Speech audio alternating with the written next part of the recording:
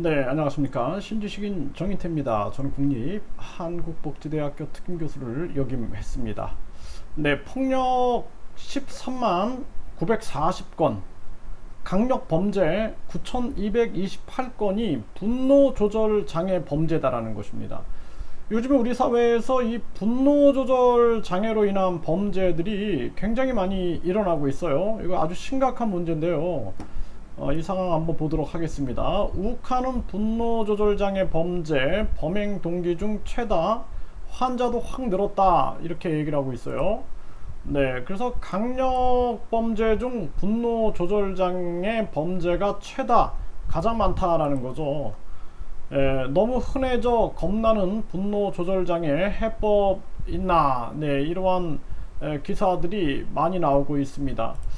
그래서 이 강력 범죄 중에 분노조절 장애가 많이 나오고 있는데, 평소 나를 무시한다라는 이유로 흉기로 지인을 찌르는 그러한 사례들, 또 돈을 많이 벌지 못한다고 무시한 사람을 향해서 흉기를 휘두른 사건들, 또는 운전 중에 시비를 붙어 가지고 수차례 폭행을 한 그러한 사건들, 뭐 굉장히 많죠. 애인 간에도 뭐 서로 싸우다가 흉기를 던져갖고 죽이는 사건들, 이러한 사건들이 2020년에 보면은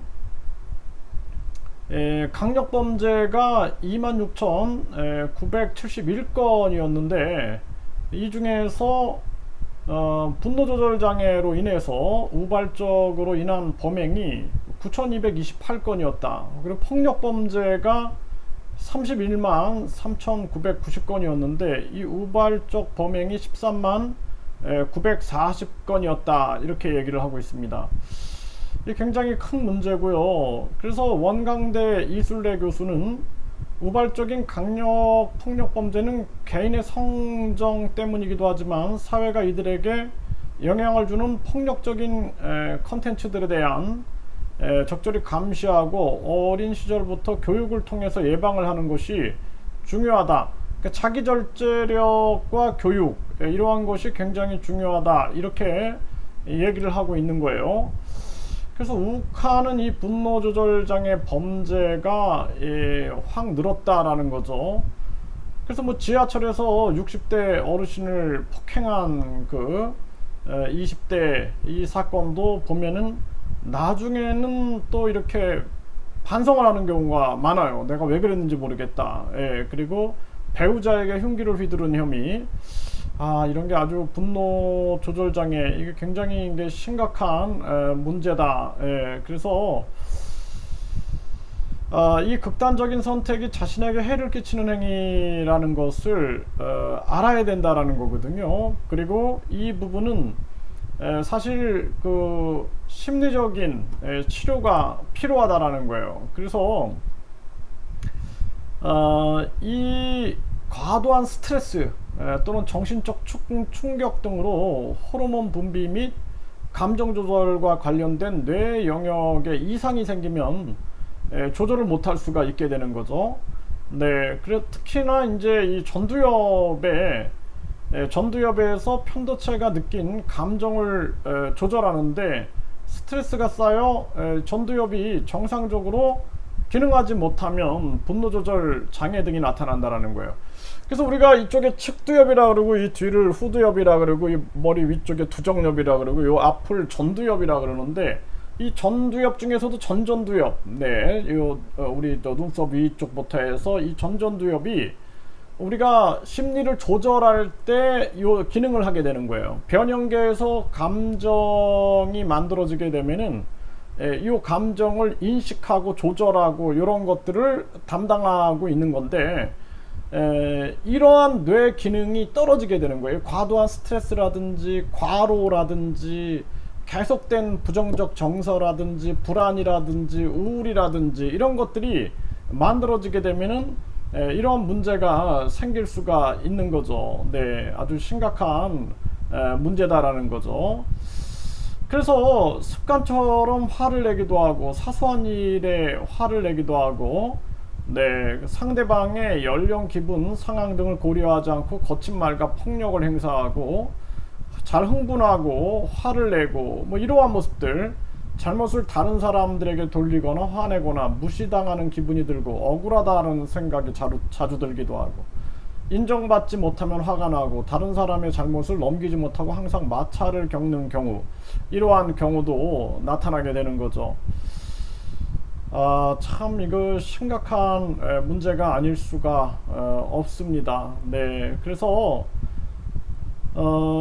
이 전전두엽이 제어할 수 없을 정도로 분노가 누적되면 폭발할 수밖에 없다라는 거예요. 실제 평소에 화를 내지 않던 사람이 갑자기 심하게 화를 내고 폭력적인 성향을 드러내는 경우도 있죠. 그래서 이 스트레스 해소 방법, 또 뭐 우리가 인정될 수 있는 그러한 방식으로 자신의 화를 풀 수 있는 방법, 뭐 운동 같은 게 좋겠죠. 이러한 부분들이 필요하고, 이 아주 심한 경우에는 감정 기복과 충동을 조절하는 약물 치료, 이게 아주 뭐 도저히 내가 다른 사람한테 피해를 준다 이럴 때는 약물 치료가 필요한 거고, 감정 조절 훈련, 치료 등이 필요하다라는 거죠.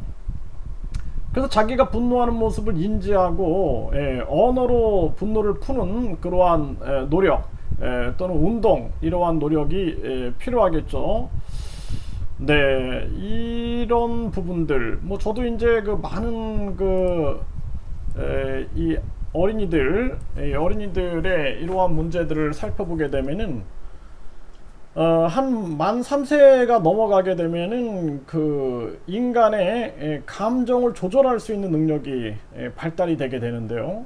근데 이 인간의 감정이 발달이 되는 감정 조절을 발달을 시키는 이러한 부분들은 성인이 돼서도 계속 진행이 됩니다. 그래서 우리가 소위 말하는 ADHD, 주의력 결함 과잉행동장애 같은 경우에도 성인 ADHD에서 주의력이 결함돼 가지고 뭐 행동을 조절 못한다든지, 언어를 좀 잘 조절하지 못한다든지, 또는 주의 집중을 잘 못한다든지 이런 게 나타나는데, 나중에 보면은 감정 조절을 잘 못하는 경우가 성인에서도 많이 나타납니다.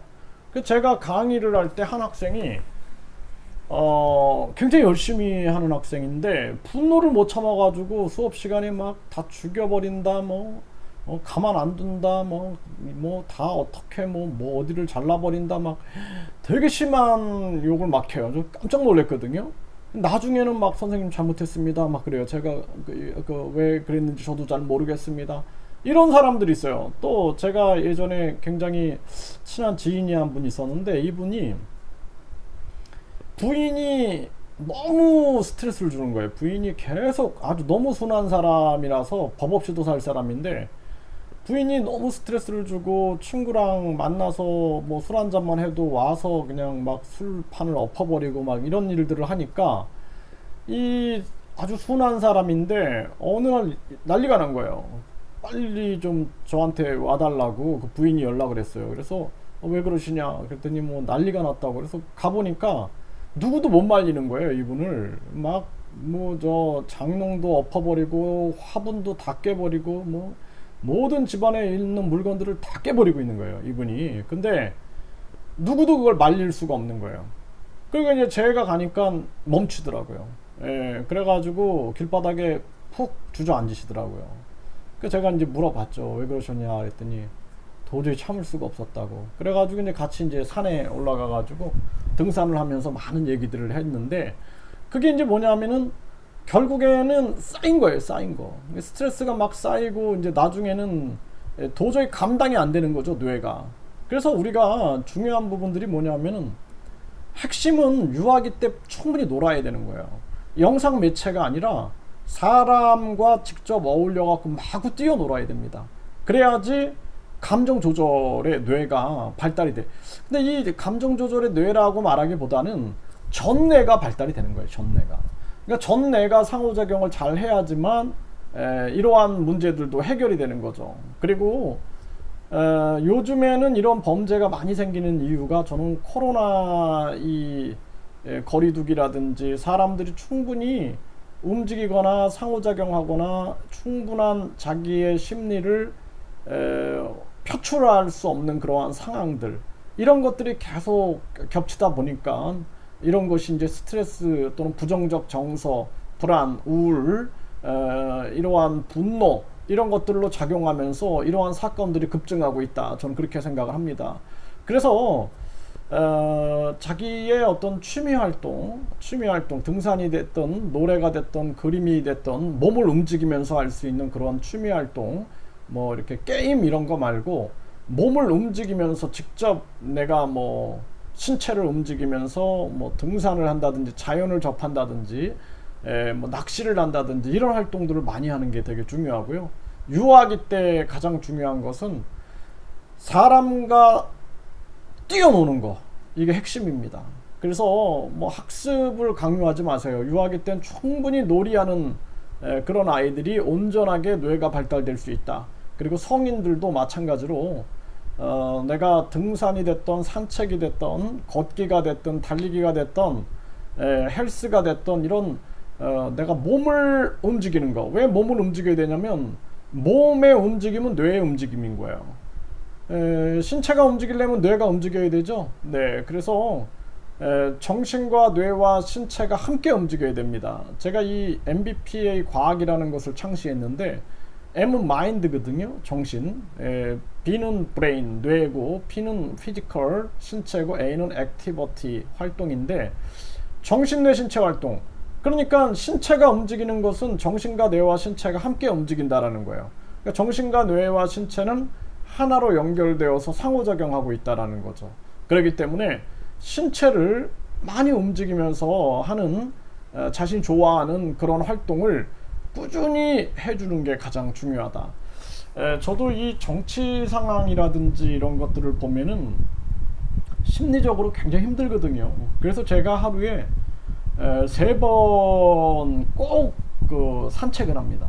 3번 아침, 점심, 저녁으로 꼭 3번 산책을 해요. 그래서 아침에 일어나면은 제일 먼저 공원에 가가지고 운동을 하고 그리고 산책을 하고 또 점심 먹고 운동하고 산책하고 저녁 먹고 운동하고 산책하고를 하니까 버티지, 아니면은 이 뭐 스트레스 받아가지고 살 수가 없겠죠. 이 정치 현황을 보고 우리 사회 현황을 보면은. 그래서 이러한 부분들에 대한 노력이 필요하다, 이렇게 말씀을 드립니다.